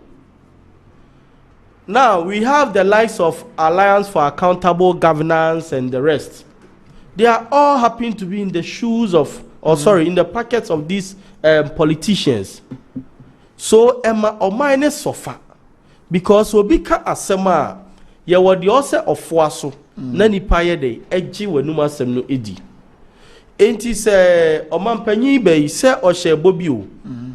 Oka say every constituency be our Bemo say $1 million. Yes. Media bang. I'm throwing this challenge to Ghanaians. Anna Debia will emphasize on this and pushes the government to fulfill his promise. You have promised 275 constituencies in the country. So that's $175 million. Yes, now it is $275 million. Exactly. Because one constituency be exactly. Okay, say every month and every year. Every year. Me that's it. How many years now? And 4 years money we. Pacho Debbie. So aka. Pacho Debbie. Akufo-Addo ban or promise you. Promise you. Yes. That's 8 years. Me that's it. If I say 7 years, be 5 months. Me that's it. Okay. Juma we ne pese media mudima o mine. Say bianca do man pende kan na ke hwehwem. Nka ayi ba omiye be ye one ni kabo mo ye sa ne ma no na nka sha ase ne busibusa na ko unim de ema obi eto abama obi David enye na ho ofe ni nyina so ane de eye nsem a oka de free nanumu ba bo sha wo sha oman no na ni so ade hu na oda na di kire oman no eno na oman no mu nipa enya gidie ni arehwem ye dai ewo ni mu ene me ba gremes me ba ma me so me ntwa adwensi we so abato peye media ye ganso ye kono se ohwa abato pa omo de development eto aba se bia aban na ba waye kontumri project mako project wasisi ebia enuma buo ana so sisi school adan e de to aba no metima ka che se enu be se 40% se okwa granso a obi si papa we minimum se wonya be ne ho ofe se meto abade ma no obi si we de ogina so o ana enipa ne kasa keke se bia o kasa che public ne se mini o man pesa mo to aba me yo man panyini etise ni se no am for the to aba pa ba o kasa wo hwe policies pa se e de to aba dia enenka MPP NDC ko bia ma power da awon fe trouble wo asori awoko nipa ban wo ye ba nye policy no se ne bia mo hu no ofa se no so mo hwe no so pa yo meka ne say ye wo dispensations say oka men doubt men ka say there be entisa if we say tama 92 year to abana mini ho okay the likes of Adubu Ahene JJ Rollins the man panyi dada na mini ho 96 man enti se bia ye kase sa brenum nana omoto aba based on the physical appearance of the candidate ana say ne bia meto ase but ene na odaroma me kan aba bi ase ene ho ma mchiro ebe na po mpacha ka me pese amano no me ba memo akasa ewo Jubilee Park ho na po be gina ho ene ba me be gina ho no obi ka kire se na po gina ho ko yera ni mate no ne sunsun na ho afa kra aburo ba omi aso etenke so mfa so mo weni dia ade ntine ma o ma na po me yema mpanyini LED party no na nka yema ba omi anko ni running mate enti because of facial expression enti o expressive bibia say enunti na oto aba ma no eye ne sage on say for every political party bia they may have a road map on person of the winning election well my hear no me refi me focus yes enti de na me kan kosi ne say o man Ghana ye wo mu no nyankopon adom say pina ku school pina hu mo fa nche me manum asemi any ebie woni ema bi ho ni titre abato ho yante kura no edwomfo ma na yi na first na bi ka ho ofe ne enmunyam no mu nyina ka na na do se so obaso a ebi obema free SHS ebi aso obaso a obema constituency bi asika sei sa broma anka ho ofe anka ni ma ho ofe ne enmunyam de nka ne nka on the berry mo fa nche me nyina ta na chibre bi yo kwa se me o sabre na enmunyam ne yi de nka uyi joma ma yenua Ivor Green Street mo ne yi no kremu ka mo ko mani bebi eze kalankas kan ko so mo de betina enu nti Ghana for atrasa okay the Ghana for share ye promises enti na me ka ko say promises na o mampanyi promise ye no media should have been on his neck every day of his governance to see the roadmap, his preparation towards fulfilling the promises day by day. Because Seuma promise, you must be now Saudi winning election, you must be held accountable to it. one for failure when nyina ye nema bi a anka uwie udwumadie na cause nka oman do fight the justice system na ebu o ha ye bua wo for because you have misled an entire country. But we are trying to be not serious about certain things. We don't just speak. You are speaking to a country called Ghana with a population of about 34 million. Yes. Now, o kache o mo say, mo nyina mo fa mo tumi nta o mo to aba na chi. Na mo meto aba ma me. Na me ba me ye we aye we. There wo kan ye no. When to me anye. But ye ja wo sa ma wa kono akotena se a. Enu nti na obi na mo say obecha one obeto iPhone 16 15 year yamam na mo tuatua 1 CD no. Adentra ono so beka wanya the media will not hold him accountable. The justice system will not call him for any any person can come in and deceive the country. Okay. The new force, yes, say there should be an equity, equality, and empowerment for Ghanaians. Okay. A coin be a befa so ma Ghana near or te or my way say mo ehun ne ho say oni ni nua ye pe. Ade bia ye bia ebe boa no na abo ni nua. Obenya opportunity na ni nua no nso betimi anya bi no. Aman no betimi aboa na ma ni mu apegya na wasafata obi a oye adwuma boa oman no ma ni yeye no. Enu ni new force ni da so eni so ade hu no. Yem ana de tosumi no ehia pa ye nyuma. All the 16 regions what Ghana has seen. Emu 15 are slow. They don't contribute so much to development. Accra nkwa na ye busy. Bibia Accra. The new force ye penny ye ni swadi hu ni say ye pesa o man no ye timi bie nwuma obi anya bie. Eye eni swadi hu eye vision ay kura no eno ni ye nkasa bebre ye de no ba o manim na o man mu nipa bia anya adwuma ye youth ni titiri na ye wia ya hwe se ye be empower se nipa na be build no na watimi adum pempenso bia ohun ne wo se wo ye Ghana ni oni minister nya asem na ekokota ye mbuntia no because nipa we de wo animu sene no debi opportunity ba beda ho a yenka se we ye panyi benti emfa position ne ma no na onu nso timi pribi yenka ne bebre sani swadi hu ne si ani so media should be a fact checker as the yaka the NDC eka the MPP bamiana ma wo twa ne ho a okanyina no they should record it and make sure say obi obenya abani bia from day one it twa say of for failure one for failure there should be a revision of sanemano to make sure say you are held accountable for whatever you say before clinging to power or becoming elected. Because the free one no buy, and no money gina so at the two abama. Now what can be about tribalism and tribal politics. So called the United States. You see that among the Democrats and the Republicans, county be state be every time be our Republicans in the winning. Every time be our Democrats and a winning. And yet about ethnicity or tribalism. Okay. But ye nipa bi wa sani esi bring it more up no. Their belief system is different. They don't have a party favorite. Enunti na oba Ashanti region akra. MPP winning more, but this is so winning be. Among the people within this region, there are more people who are aligned to the MPP.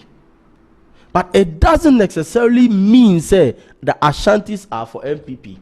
I'm an Ashanti. I'm somewhere else. My brother may be an Ashanti or Fanti. He's somewhere else. Ain't he a free Ghana? Name no America said a medihoye example no. We have 5 swing states. The likes of Pennsylvania, Georgia, Michigan, and the rest. Arizona. Omo na de bi omo decide election no. But be a candidate ni benya more electoral vote no. Omo na win election. So the same happens to us. It's not about tribalism, but it is about policy and alignment. Or policy beyond it must align with the belief of the people. Ain't me my unity as I say Ashanti region MPP for there. The new force is going to take over the region. Serious? And the rest, yes. Oh yes. Okay. Your leader Crefri Asquahaya. So we know the feedback we are getting. Yes, Nana Kwame Bediako. Yes. Nana Kwame Bediako. Naso Dini Jumani we for the next 8 years. Edin or Sajafono. Ye de Bibe Mano. Nani so do ho so pa. Nandi so ade hu no. Nti so betumi abo man. Ye nim se obetumi enye gidi nim. Ya tragedy ye do nim so. It is up pepe. Confidence no so. It is up pepe. But I said mo na cha na nsi ya opie ye getting to. My say afi kura nyama because you tell me who the new force somewhat yeah wo billboard wo bag esisi kro mantwa no. Na onya nyinti. I think say be 5 months here na say about but as we walk down na munim dada say musidi wa dance pay kan say me ana ya tro no say me send mama say munkin kana mfa be defend mfa be ka because okay one offer medase some kai the way our South Jeffo Dr. Kwame Nkrumah opie into the political system of Ghana. Oh abrechi yes he invited no obaye no he saw say he's not aligned with them. Because the Niswadi Hunene, they no more de Tihodo. They built a status quo. Okay. Oh, Abrofuni dear, so by we are comfortable. Yen penny for na, ye bear brofono, we are comfortable. Kroma Brabeka home, na yen ye enjoy mum. Then he saw said no. So Tale Obunwa, he will become one of them. Okay. And unto a train ho.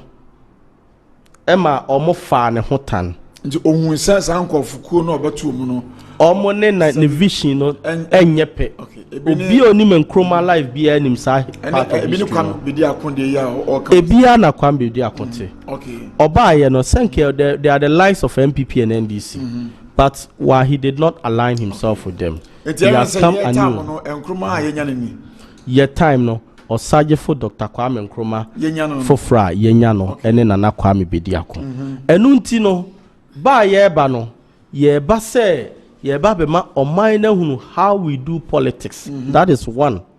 Enye politics a ye nyina ye be wia oman no ni aba be ka ekwan bi so am ye say eyewa there be. Accountability is very very very important. And until na me stress on the media no. Say the media, that is your major role. That makes the media relevant to the people of Ghana. And yes would debate political commentary there. What the head toys cranker, Ibianka. Maybe say media some what trade with me. See Ghana hey. We share radio stations, I hold only TV stations, I hold wa. Come here say MPP and NDC for there. And na ye o manka sana ma individuals no. Edi omo won kwan head and also. And I share a japade book ye by say am pass free MPP fakachia. E come the media be fa so sikebe tuatua omo peke media so binom omo selective media yi be omo peke nkofo a aban chomo every month ya omo no sabi omo ntimi mo aban na chi ana afen so media so no omo ye individuals nko aban betima omo sika kakra na mo so sebe ya omo nya omo adwumefo mo aban na chi ni ade enti ye no as media no ja wo kan ye nya ya nke be ye ba ebia me ma nyi sika ni bi ebia me ya mfrɛ me ye ntua me ka bi by me yi manim me nua be yi me to say asuma sisi ni o kyena nko no oba kyerɛ wodan eni ade a media na esuo no go so say ajapade buku ni ampa say efuro maka kye de ewom nya ye nyina ya wo say sa de ni wom what you say ana sisi ya no nya se ye to say oman no se bi esinki ana se bibi ekoso enkoye na ye efo yenim se o se ye bo aban na chi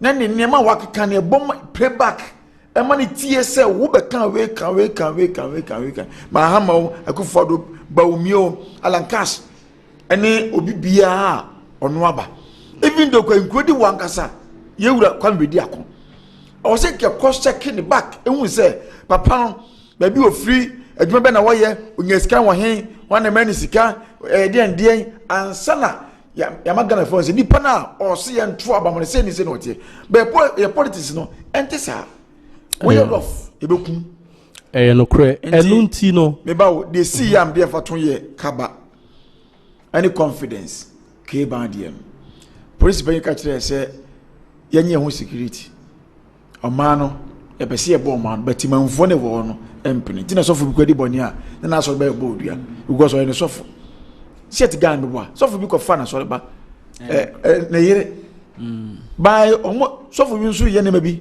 ben so ma ni di for be ka sofo na so bi atem e se papa ye ndisi ni ma men ka ne kura pa mama ya enye enche disi o bi kura mbon kasa mu bi oh intesa Mpacho what does it you've made a point but it does not justify okay then tina make us we media etwa say ugina wonan so adwuma na edi adwuma na ehu that is what you signed off. Yes. Obi a military, he's facing bomb and bullets directly. But also a juma what chooses so ben. Obi a police, chuma hwehwe ne kofom. Ma menhwe wanim. Ufri hemfa na eba. Dia na da etube na da aka nim no. Ni nyina ne juma die no no. Obi a hwe na yeshuti na ni awu. Enso adwuma what si ne bo se obeye de aboa eyo man ni ntra. Enti no. Ye media no ye nia na menkan say mo na mo betray mo ho kwan bi so because o say na o state manager say mo bi kodi parties na chi then no mo yi mo amaka na mo ni akire ne to akire o say na ho ya we etisa the enunti yes ama mo reliability no air conform yes but also bibia in the midst of tyranny somebody must stand and let us know how it is done well. There was the likes of Tucker Carlson in the United States. He was very vocal, he was very honest. Fox News Pamono, yes, he came as an independent journalist and was doing podcast. Now he's leading Joe Rogan. Well, leading America podcast. He gets far more than they get at he used to get at Fox News. Now he has a lot of sponsorships. People believe whatever Tucker says to be truth. Anna Onunkwani, the only American journalist within after the Ukraine war and within the Ukraine war since it started. What me I call Vladimir Putin honum ako interview no. Yes, so say Uma was integrity standard taller. There are some Adebu awa won vision bebe do na fe nipa recognize. Now even people thought he was becoming the running mate for Donald Trump because they saw say he's very honest person. The people were even slaughtering him to that level. And you know, sometimes the mass can be elsewhere, but you must know the integrity of your job. And you be akodi MPP ni abainachi. Yes, ebi wo hope for their interest. Na kanya o man ke wo muni. Yes. Obi anya haya na say ana me personal refer. Ana me personal refer. Me da se ne futuo da but ye be se enso dwuma wura fo no se ayo mo fa akade ne nkan ho. Eno nso ade ba ko eni akade. Ka kra ewunya bi. Afi kra no oso koye se na okan. Bia o se me ko na ado ho. Ne ko busa ni sem bia. Abaka se fu e ko ni sika ko to fu e de na be. Nti ninna akwa bibia ho. Nti ya okan de ye asede ense ye behwe nanka we nyina no. Kanya den krama Ghana for. Ye nka no kranche Ghana for say as a media people say no manity say na papa yi wo ye na ado ba o mia de wo kaka kan what nche kra sabio na wakoma the American what nche kra na bokra na ye o Ghana ha ni nyina ye 2016 obi ka say no economist yes or catcher say when the fundamentals of the economy are weak, the exchange rate the exchange rate menya botanian kasa asem will expose you. Yes, sir. Statement we. It was or organize a press conference. Mobile pick a press conference. You should be awesome. Kakainin sembi. If you know between Nimba Miano be Casano, and I will name leader no be Casano. Promises these people every government. Oh yes, sir. They will work. Okay, but that's a part. Yes, sir. Na omano ochina yenso so ya bodi akasem that's yejina disinformation misinformation media station no kan was very true UTV emra omu release wasi resource na chomama make comment bi even other you can CSO at the report by you can say is it third eye or something omo the report by anasa mo de na about the free you can say wasi resource Africa Examination Watch omo letter about say exams na nkwala ni tren questions in leaky. His Excellency John Mahama could make a harmless submission. Say yeba ebe make sure say ebe structure ni ma na nkwala na nya knowledge no. It's not just about passing the exams. UTV for ko report say John Mahama so oba remark exams ne foforo. Abrana Jomama and Kanshi. Into Sha, almost be patch, almost the Apache bar abonting. So almost say His Excellency Jomama say, and yes, I no kai, nature almost correct information. But before that, information address and graphobe assume, especially your big grown penasem on the Okada crossing your tea. What else? And by the time I Obon penasem. Oh, Obi me fear crow bit me catch me say your mama don penance personally. Okay. Because of net tribe. Okay. Inti. Now before so I dey say a apology letter and about on you be access to that. By information now they there a lot of people on access to the information they will not get access to you can say apology letter now they about. And energy minister Napo Emra okotena vetting panel anymore mra okwakoje ye designating for the ministerial appointment for the energy sector. Ye catch and say you bisa and say when them review or make allegation against His Excellency John Dramani Mahama mra no more ye computerized selection for schools or independent square or say John Mahama na akwose sankwala begu won matu omo kasa omo down collapse so kai ena odru sa vetting panel anymore omo catch and say asem on besides asem al kind no kra nan o confess say onye no kra eno pa John Mahama chese osre no John Mahama anye sa onim hwe na asem al kind no pa na che wa twe asan indi sa niema we say John Mahama ka say sa misinformation wo Jubilee House wa o asem al kind mu da opa me kai meba me angasa me former MP honorable lawyer Babrotinje si former minister for tourism and yes art and culture I feel say about besa reputo na mami na 2020 or rebasa minister pa o dey me nkoma sem so ye can say 2020 emra omo bo omo nto awo ye ho no constituency mo nanado by no obisa ne say then na ye ni pristia nke pe na nko ayamai ma me ni gina simpie so e ka say wa ye pristia kwan nyina tum kota ema ye hene na 9th bo apra the 4th esi ohun kwan aye tuntum sa da wa sa dia asema koto ye hene so ema asem ne ye deja ema nkrofo bi kura video se ba abonten ebi da YouTube ene ya mekase eko gina nsuo nkura bo ma me ni dua se nye no kra se wa ye kwan ni tuma ene omo keka ne ombe kaso so enhu hia se meka de ba omo bo ni dua ma me ne sa ko gina okwa grant interview se emra normal constituency word akra no ye toma o renew with over 6,000 vote interval inti sa election o be renew with over 10,000 na onim ne see ye twini mu over 20,000 and if you say bobesari until say obekwa akọ no kre say pristia kwan onye o hwe pristia to bogo so kwan NDC the ma contract na do buy no si dabi na adwene kire ne say contract no grophobia US ka o minti no or the auditors buy say say ade obe audit and san wa ma omo ato a contract ene kwa na ka o a nkrofo kra nya accident wo so omo ba no mo afa flight ba omi eba a obe commission community mining of our flight medicine na the third topic in this o share right information during COVID period in gesi nya from Ministry of Information ya dia nemba it took the auditors general and a trail report and send a revealing near maybe a course during COVID. I use a COVID funds or a scale muji almost a chairman party members. And almost in Ghana for your bechiche scammer business owners near the Nina and Tro.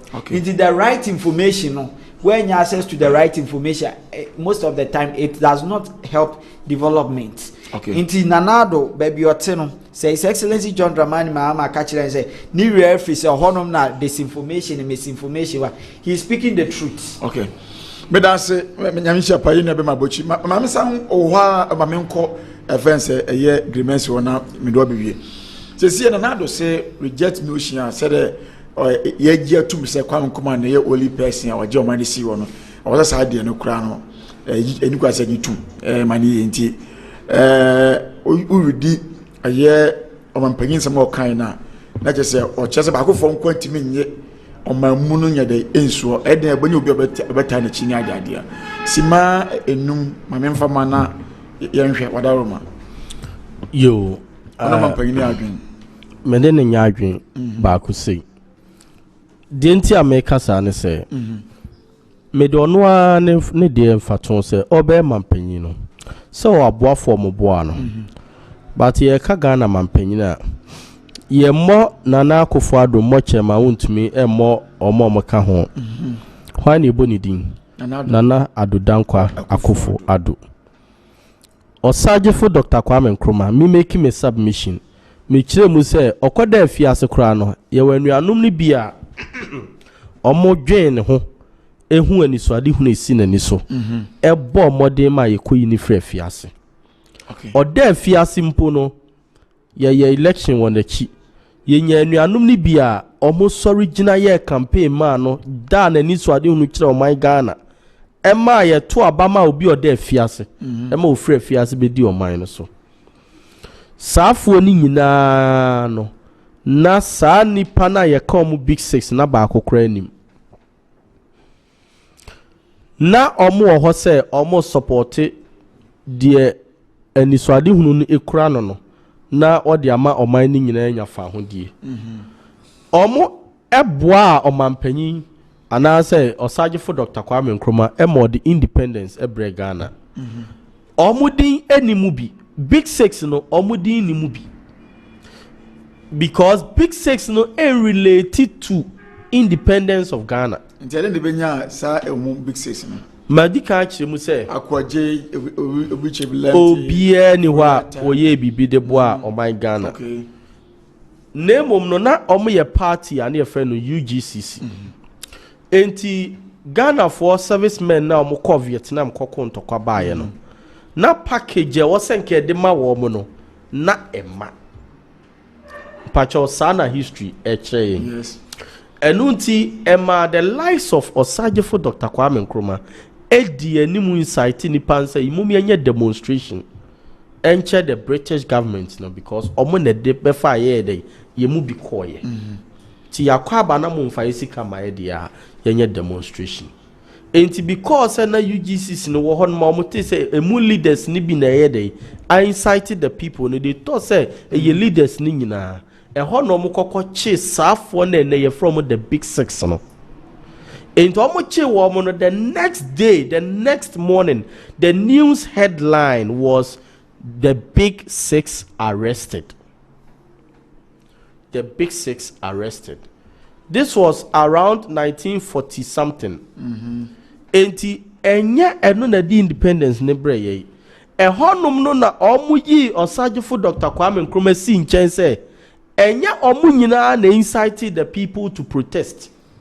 But eye Osagefo Dr. Kwame Nkrumah nkoa eno ne started the omuntiti mu ye dey ebaye ani ejai wo ani free Osagefo Dr. Kwame Nkrumah eno nti independence no it has nothing to do with the big 6. Let that be clear to the people of Ghana. Eye history I think say some time ago opanyi bi kura be kire mu ewo one of the television so we uko YouTuber ni nyina da hono what about how the big 6 Kwesi Pra Junior cry kire several times me that's it enunti no muma yensha ne nso name no na ha me because minim say omo nyina somoman no e wo kwan bi so enti omo nyina di ebedrum rebi no yewura Jerry John Rollins to yewura Kofo to yewura Tamils yankopon form me no crancy to yewura John Dramani Mahama eba yewura Akufo-Addo omo nyina di na mo pa kwasi mi amisa di PK. Oh, Pachosa will not make a Ghana man. Okay, sorry. Leaders say the Commodores, Kafra. And no, so no. Omunyina di beba ye woman at some point in our history. Okay. But it doesn't necessarily mean said they are founding fathers. Okay. Akufo-Addo papa, I think said 1972. Ano babinya Ghana man penny. Ano di sumrebi. Se sabre we ye bibia na esombo chen osaje for Dr. Kwame Nkrumah. Nkebeti wansem. Ene nka oka obie na no kasa yi kanchiremu no komai na abegya ye dey achiremu amano. Ba wanya hwe. Ono krompo ntimi ankasa na papa yi. Wan ntimi anya hwe. Nti na no mpese obebo papa din specific no. O papa o na eja wo na ankasa di o man no so se o man panyin pen. Wanya hwe. Enti eni bibia de be kasa on na gi o man ni si ho. Nemum osaje for Dr. Kwame Nkrumah de opa yem bo sesi aye nyina yem gogo wa ha. Nemu say who led Ghana to independence.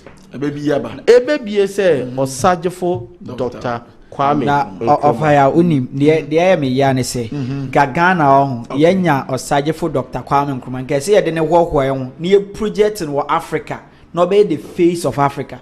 Ore Nelson Mandela time ben na South Africa for German independence but omo ho the jom media no na yina hwe your question no na hwe a response by and then the Republic Day can say a Founders Day mommy hwe Google enim bibia yem fanto so ne hwe de o ka kire friends there is capture we man here say betumi ama atie for so na hwefo atima hwe ohwe adwuma Dr. Kwame Nkrumah ne vision because of light in it o de is say there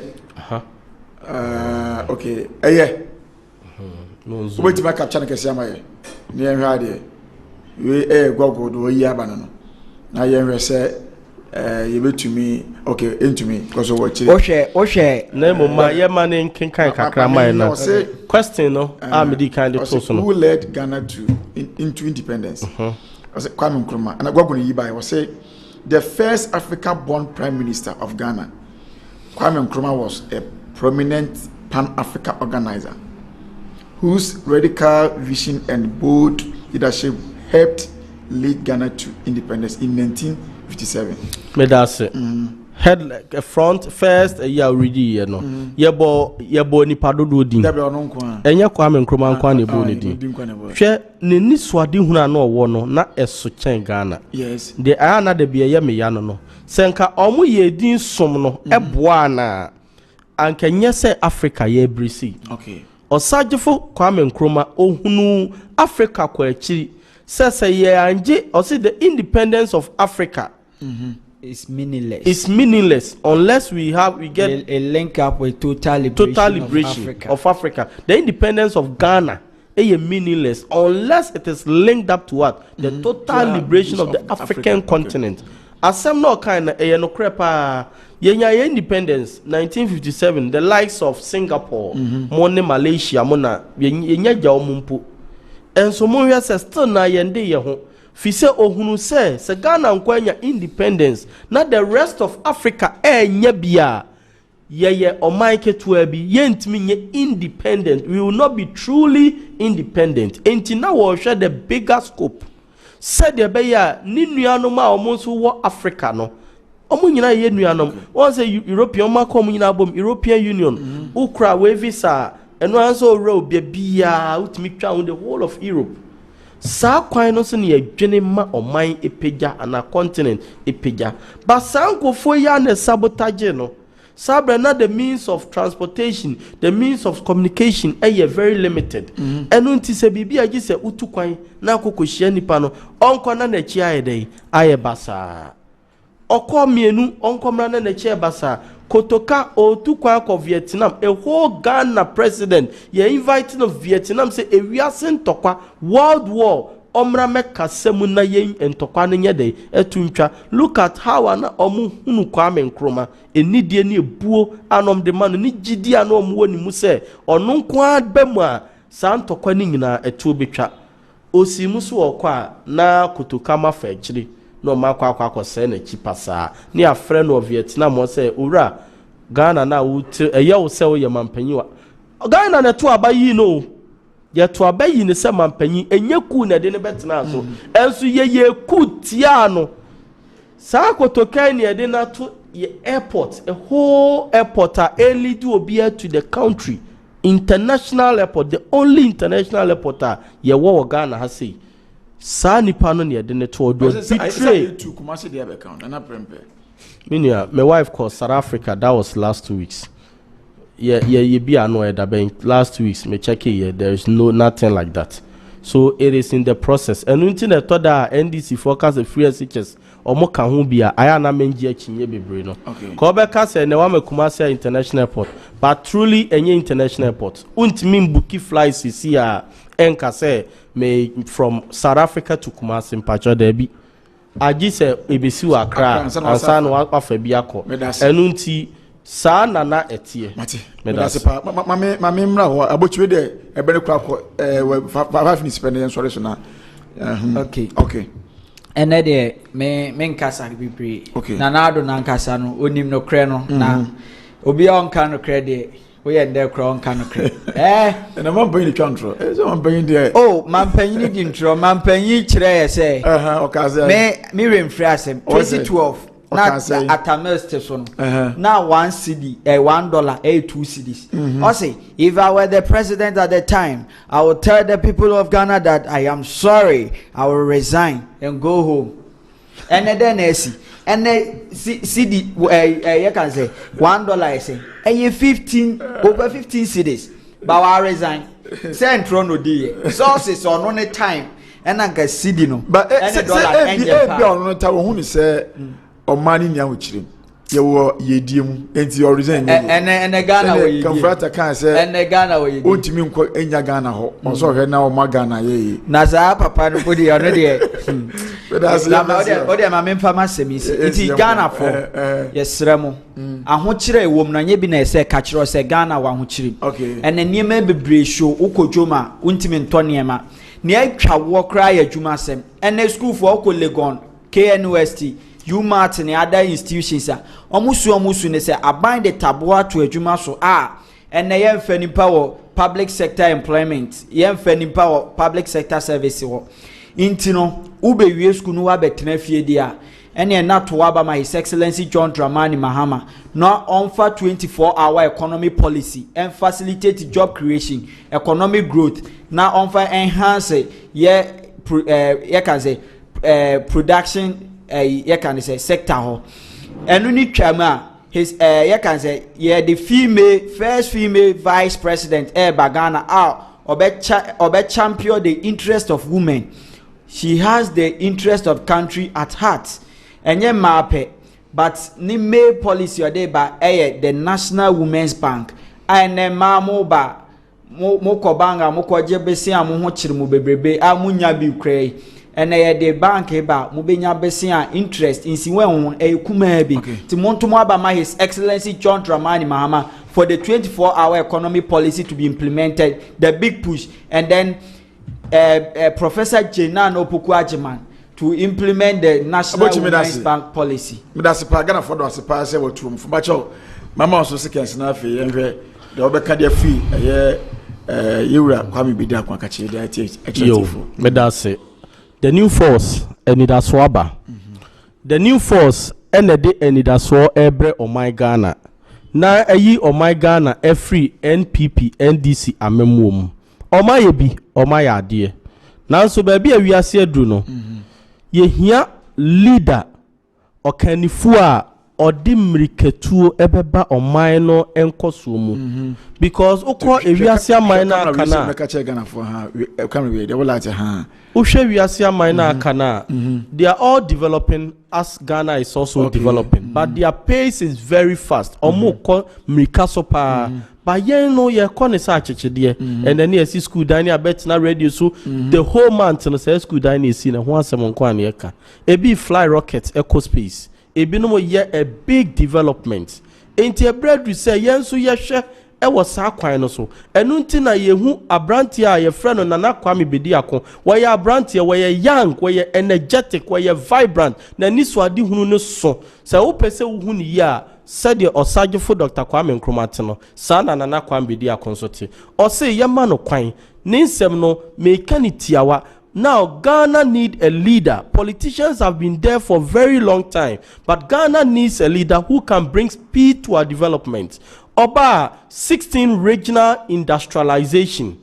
Regions na wa Ghana ni nyino pese obi nyuma bebre wo man nim a ebema oman no obi oye youth and obi oye panyin opa adwuma ye bia etime anya adwuma aye obeboa nso ama Ghana ni bia owo oman we se mu no etime apagya ni mu ewo ahoɔden mu ewo nimdie mu ewo skill set mu a ebetime dia qualify say ye adwuma na ye nya sika ema ye ho na se ye saa ne ma we nyina the benya free musa ye taxes ne yi no ne de asiesie ya kwan ene ye hospitals ne schools amai no man no obia tima wanya ahoto ti mate ya da se ye be hia kopon hia pa se otu Ghana fofo se omo so so nhwa na yewura Nana Kwame Bediako yento abama no na omedi oman so fi se Ghana no Kwame Nkrumah nim die no enu abi ena kopon de ama no enti enne me no pen so no Kwame Nkrumah nya no ene Nana Kwame Bediako se ne nyina be ma eye agreements e ka no ya do bibia se se nyamihia mo ya to esa fam be kan ye ho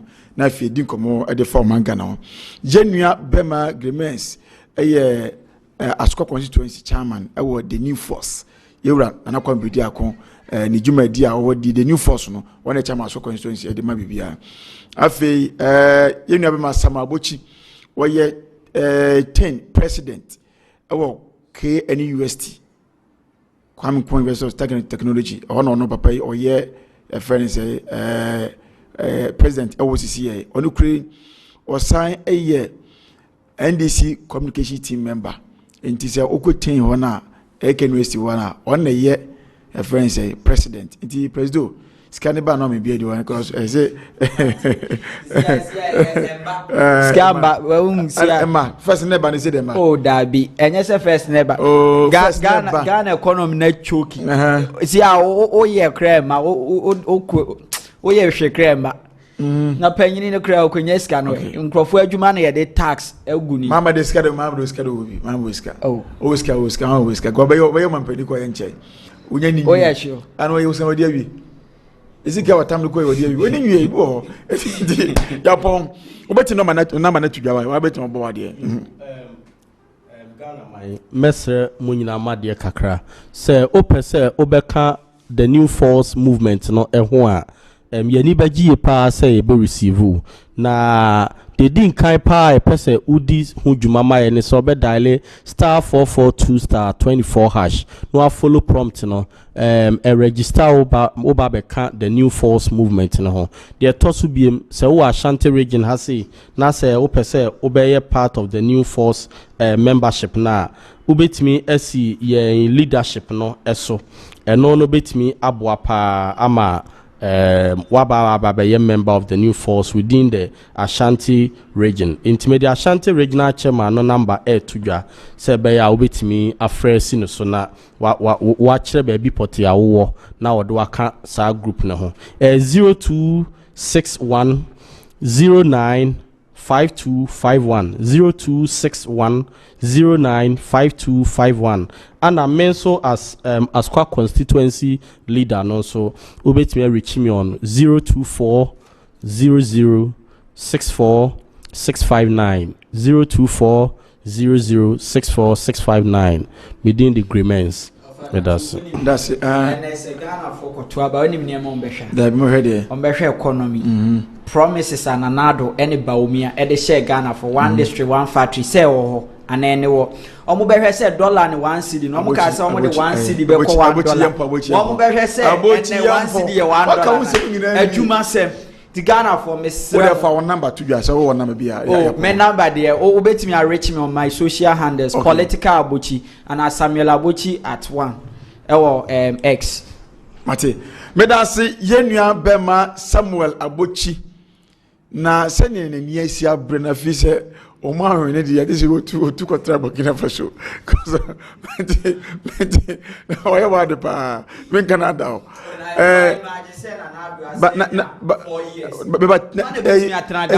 abochi 10 for my in the function there. Oh, 10K University, a fanship, any the most vibrant political institution in the world. What Tescom? Tescom, they are good. Tescom, good. 10K University, see, I been will be. It is here 10 or 19 or a Babwa student, Oba. Okay, last 2 years, sir. Last 2 years. But I went to me for school fees. Over 6,000. Maybe I said, "Go point something." I said, "Mo ya so muti e tam na so kura pa ho. Me din ene Wofa Danso. Me de enu mu nyina ase. Akopon hira mo. E be hia ukoda. Makra mu nyina."